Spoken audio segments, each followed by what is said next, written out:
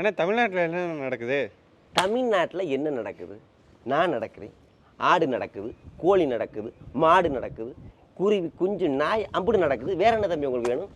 இல்லைண்ணே, தமிழ்நாட்டில் நல்ல ஆட்சி நடக்குதுன்னு சொல்கிறாங்க. நீங்கள் அதை பற்றி சொல்லாமல் வேறு ஏதோ சொல்லிட்டு இருக்கீங்க. ஐயோ, தமிழ்நாட்டு ஆட்சியை பற்றி கேட்குறீங்களா? நான் என்னத்தை சொல்கிறது?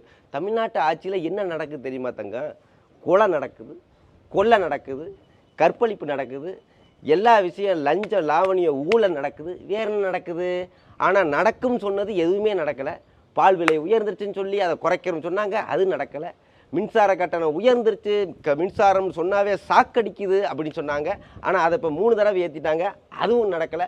மாதம் மின்சாரத்துக்கு வந்து நாங்கள் கணக்கு யூனிட் எடுத்து ஏழை மக்களுக்கெல்லாம் கரண்ட் இல்லாமல் பண்ணுவோம்னு சொன்னாங்க. ஆனால் இப்போ அதே 2 மாத கணக்கில் யூனிட் போகுது.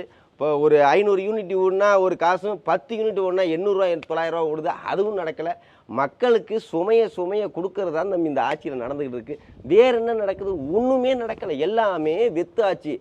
ஆக தமிழ்நாட்டில் ஆட்சி சிறப்பாக நடந்து கொண்டு இருக்கிறது.